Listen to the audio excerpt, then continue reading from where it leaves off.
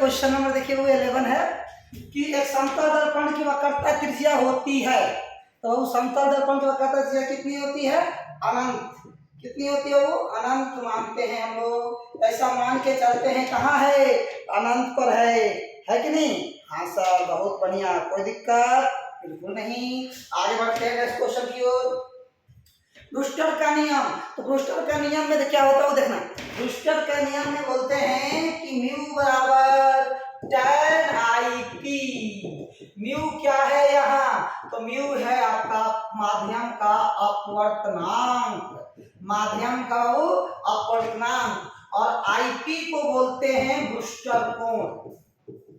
IP है वो Brewster कोण, मतलब इसको हम लोग बोलेंगे ब्रूस्टर कोण का दूसरा नाम होता है ध्रुवण कोण। क्या बोलते हैं वो? ध्रुवण कोण। यानी कि आंसर हो जाएगा म्यू बराबर tan IP C। अब ध्रुवण कोण किसे कहते हैं? तो वैसा आपतन कोण, वैसा आपतन कोण जिस पर परावर्तित किरणें और अपवर्तित किरणें, जिस पर परावर्तित किरणें और अपवर्तित किरणें एक दूसरे के क्या हो जाए? लंबवत हो जाए, उसे हम कहते हैं क्या? वो ब्रूस्टर कोण। ठीक है, हाँ सुनाइए, बहुत बढ़िया। आगे बढ़ते हैं। यदि वायु के संपर्क में स्थिति माध्यम का अपवर्तनांक n हो तो ब्रूस्टर कोण का मान होगा। अब बताओ ब्रूस्टर कोण का मान क्या होगा? हम लोग पहले से जानते हैं कि म्यू बराबर tan IP होता है। बोले वो IP बराबर क्या लिख सकते हैं? tan inverse mu. अब म्यू का वैल्यू यहाँ दिया हुआ है बाबू साहब n, तो क्या लिखेंगे? म्यू बराबर tan इनवर्स n, आंसर हो जाएगा डी। नेक्स्ट क्वेश्चन आते हैं बाबू कि विद्युत चुंबकीय तरंग का ध्रुवण किया जा सकता है। तो विद्युत चुंबकीय तरंग को ध्रुवण किसके द्वारा कर सकते हैं? तो पोलराइड के द्वारा। किसके द्वारा? पोलराइड के द्वारा। बहुत बढ़िया सर। रेले प्रकीर्णन हेतु कण का आकार बहुत छोटा होना चाहिए, यानी कि तरंगदैर्घ्य से बहुत छोटा होना चाहिए, तरंगदैर्घ्य के तुलनात्मक होना चाहिए। यानी कि जो कण है, जिस कण से प्रकाश जो है जाकर टकराता है, उस कण का जो आकार होना चाहिए वो बहुत ही छोटा होना चाहिए, तब ऐसा होगा, तब वो प्रकीर्णित होगा, पूरा छितराएगा, फैलेगा। तो प्रकीर्णन का मतलब होता है कि जब प्रकाश की किरणें जाकर किसी छोटे छोटे कण से टकराती है और टकराने के बाद छितरा जाती है, उसको कहते हैं प्रकीर्णित हो गई। और सबसे कम प्रकीर्णन होता है किसका? लाल रंग का। और सबसे ज्यादा होता है किसका? बैगनी रंग का। जिसका तरंगदैर्घ्य ज्यादा होगा उसका प्रकीर्णन कम होगा, और जिसका प्रकीर्णन कम होगा वो ज्यादा दूर तक जाएगा। हाँ सर, बहुत बढ़िया। आगे बढ़िए। विशालन अनुपात क्या है सर? वो विशालन का मतलब आवर्धन। अब बताओ कि आवर्धन किससे होगा? प्रतिबिंब की ऊंचाई और बिंब की ऊंचाई के अनुपात को क्या कहते हैं? विशालन कहते हैं। और ये अपवर्तनांक सर्वाधिक होता है किसका? आपको हीरा का। वायु का कितना होता है? 1 का। हीरा का 2.42, आपको याद होगा। जल का 1.33 या 4/3, और शीशा का वो 1.5 या 3/2। अच्छा सर, बहुत बढ़िया। और एक कांच के पूर्ण परावर्तक पृष्ठ का कोण होता है कितना डिग्री? 90 डिग्री। एकदम ध्यान रखना है बाबू। आगे बढ़ो। जब प्रकाश का अपवर्तन होता है तो निम्नलिखित में से कौन परावर्तित नहीं होता? तो कौन नहीं होता है? आवृत्ति। उसका रंग नहीं बदलता है, उसका आवृत्ति नहीं बदलता है, उसका तरंगदैर्घ्य बदल जाएगा।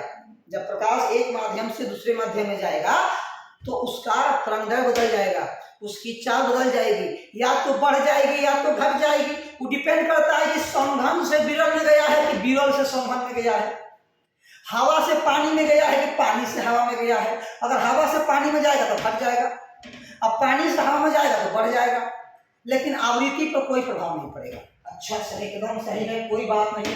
अब कह रहा है कि गोले के माध्यम का वायु में क्रांतिक कोण 48 डिग्री है, तो एक किरण कितने पूर्ण आंतरिक परिवर्तन करेगी?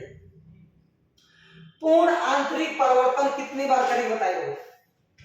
एक गोले के माध्यम का वायु में क्रांतिक कोण 48 डिग्री है, तो एक किरण कितने पूर्ण आंतरिक परिवर्तन करेगी? 1 से 2 बार, जैसे कि इंद्रधनुष में होता था।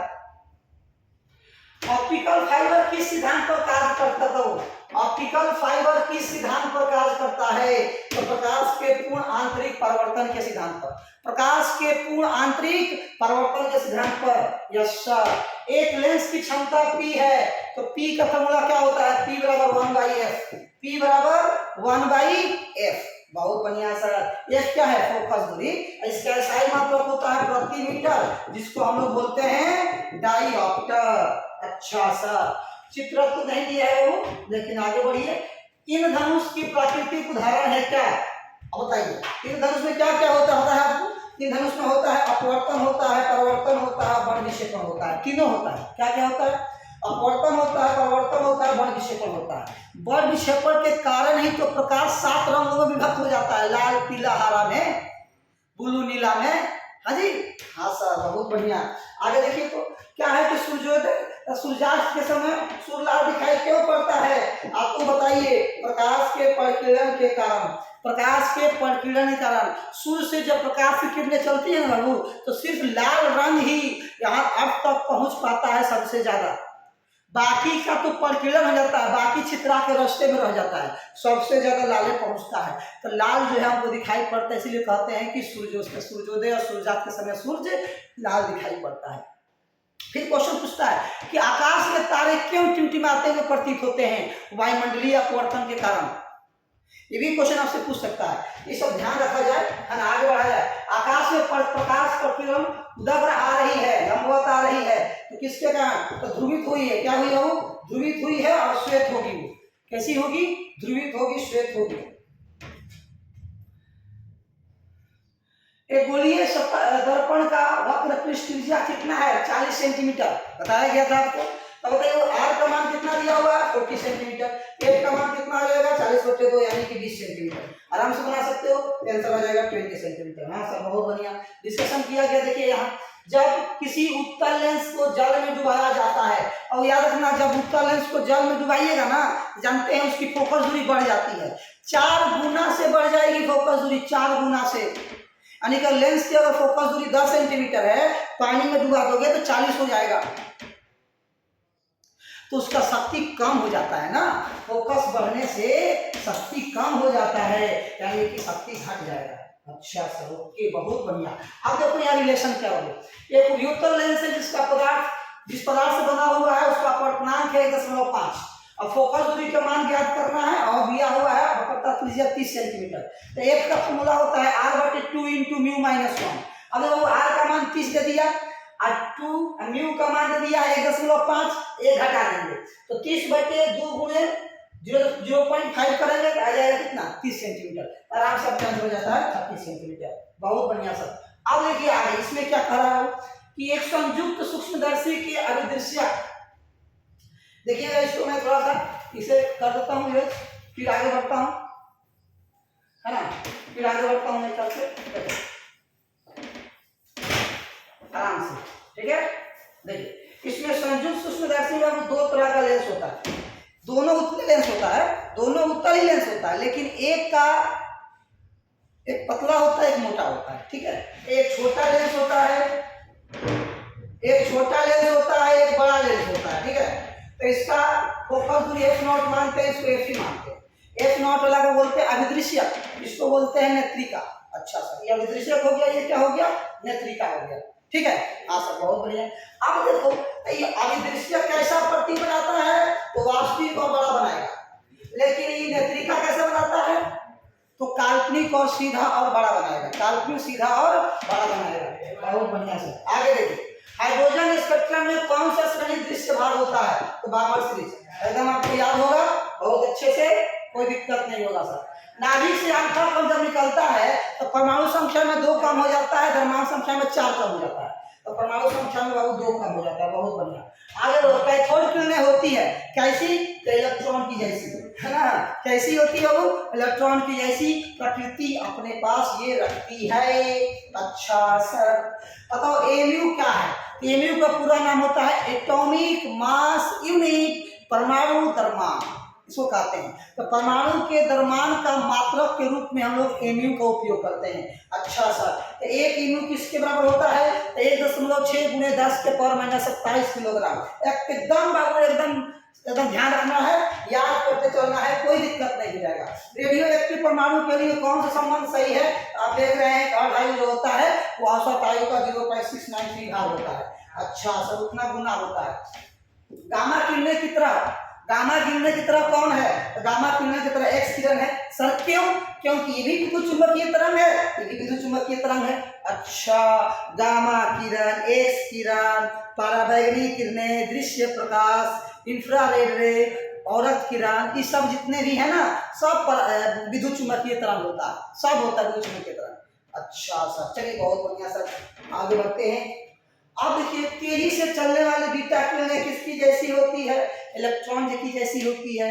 कभी भी इलेक्ट्रॉन होगा, बहुत रफ्तार में है सर, क्या बात है सर। अब कह रहा है कि रेडियो समस्थानिक की अर्ध आयु 5 वर्ष है। रेडियो समस्थानिक की अर्ध आयु 5 वर्ष है, तो 15 वर्षों में क्षय होने वाली पदार्थों की परमाणुओं की अंश कितना होगा? बाबू देखो ये फॉर्मूला होता है n बराबर n0 इंटू 1/2 के पावर, जो टाइम दिया हुआ है लिख देंगे, और टाइम जो अर्ध आयु से भाग देते हैं। 15/5 यानी कि यहाँ 3 हो जाएगा, 1/2 के पावर 3 कीजिएगा तो 1/8 हो जाएगा। n0/8 यानी कि 1/8 टाइम्स हो जाएगा। उसी प्रकार बाबू जब इसको बनाएंगे, यहाँ देखिएगा यहाँ कितना है, ये टाइम 20 है, यहाँ 40 है, कितना गुना है? 2 गुना। तो कुछ नहीं करना है, 1/2 के पावर 2 कर देना है, जो आएगा वही आपका आंसर जाता है। सेम टाइप का क्वेश्चन था, कोई दिक्कत नहीं होगा बाबू। आगे बढ़ जाओ कि रेडियो सक्रियता की इकाई क्या है? रेडियो सक्रियता की इकाई क्या है? एक बेक्यूरल होता है, एक क्यूरी होता है। तो क्या दिया है सर? क्यूरी दिया हुआ है। तो जूल किसका मात्रक होता है बाबू? तो जूल तो होता है ऊर्जा का मात्रक। अच्छा, मेगा इलेक्ट्रॉन वोल्ट ये भी ऊर्जा का, एमयू ये द्रव्यमान का। ये मेगा इलेक्ट्रॉन वोल्ट का मतलब क्या हुआ? 10 के पावर 6 इलेक्ट्रॉन वोल्ट। अच्छा सर ये बताइए तो ये इलेक्ट्रॉन वोल्ट क्या होता है? इलेक्ट्रॉन वोल्ट देखो ध्यान से कि 1 इलेक्ट्रॉन वोल्ट आप लिख सकते हैं 1.6 × 10 के पावर -19 जूल होता है, याद रखिए। ओहो, कहीं वही तो इलेक्ट्रॉन वोल्ट नहीं जो आप हमको कार्य फलन में बताए थे, वर्क फंक्शन का मात्रक के रूप में इसका उपयोग करते हैं। एकदम सही सोच रहे हो, वही नाभिकीय ऊर्जा को भी इलेक्ट्रॉनिक वोल्ट में मेजर करते हैं, लिखते हैं। परमाणु ऊर्जा को भी इलेक्ट्रॉनिक वोल्ट में लिखते हैं। अच्छा सर, बहुत बढ़िया, कोई दिक्कत नहीं है सर, है ना, कोई दिक्कत नहीं हो। अब देखो ध्यान से,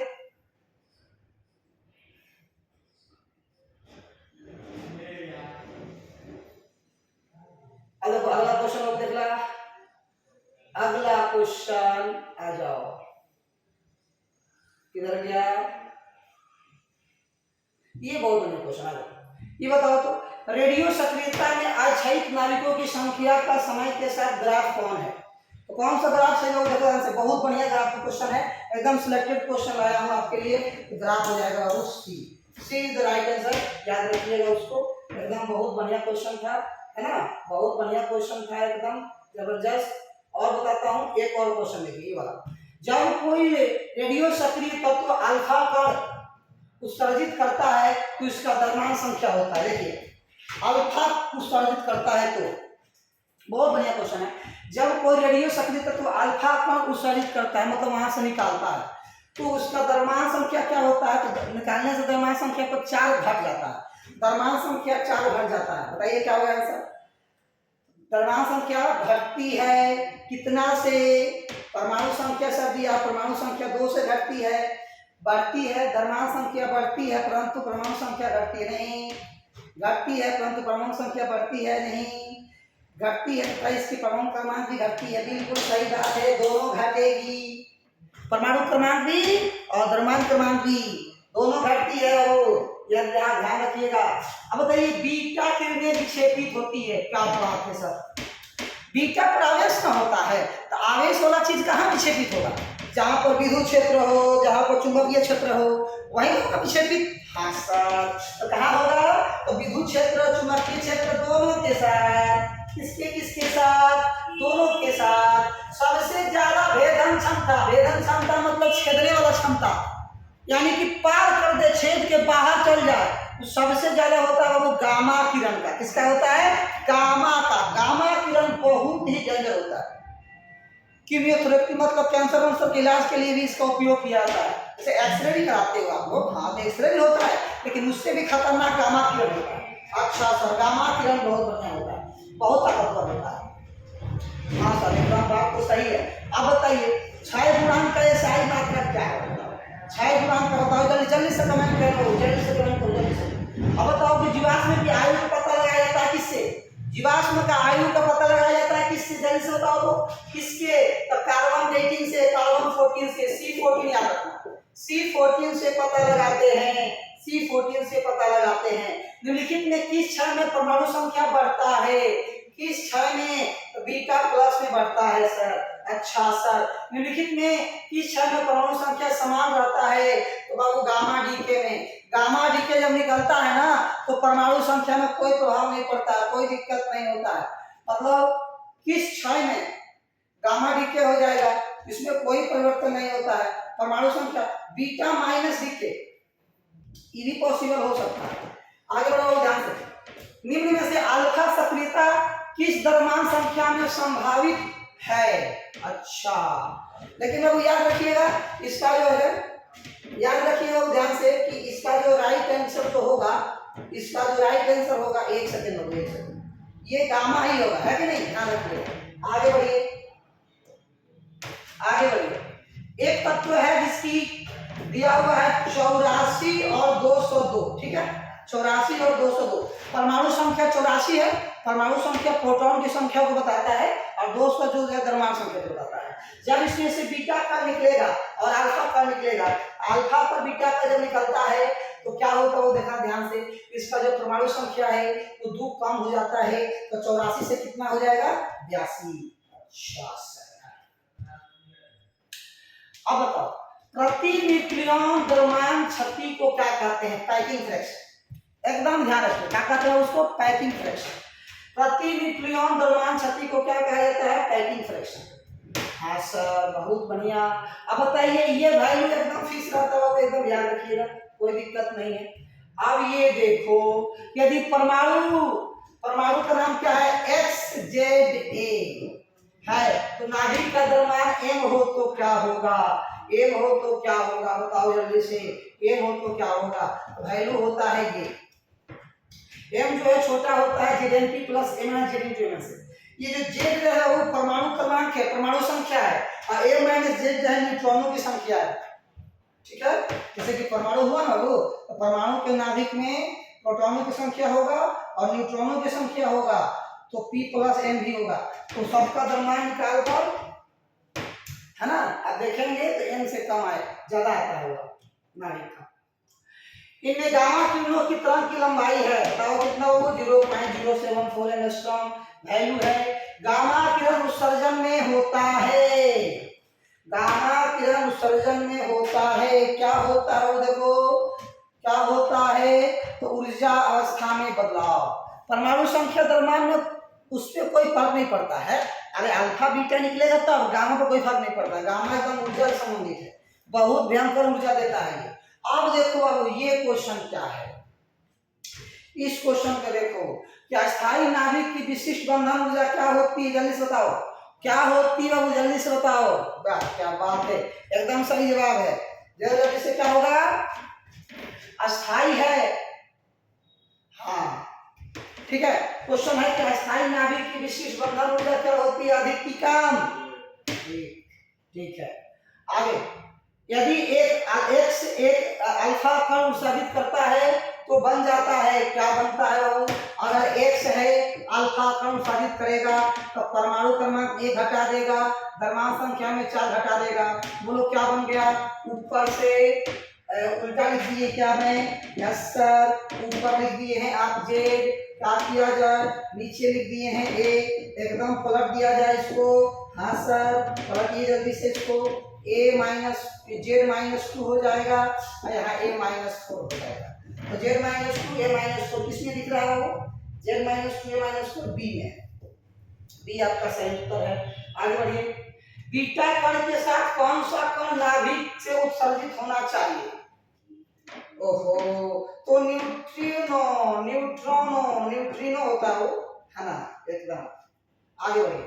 अपवर्तनांक म्यू के माध्यम में दूरी d तुल्य है, तो प्रकाशक पथ क्या होगा? Mu into D. Mu into D एकदम ध्यान रखिएगा, वो बहुत इंपॉर्टेंट है। लेंस की क्षमता का SI मात्रक क्या होता है? डायऑप्टर। लेंस की क्षमता का SI मात्रक क्या होता है? डायऑप्टर, जो प्रति मीटर के बराबर होता है कि नहीं? अब बताइए क्या होगा? अबिंदुता के अलावा आंख की निकट दृष्टि दोष तथा दृढ़ दृष्टि दोष से भी पीड़ित हो तो उसके सामने इस्तेमाल किया जाता है।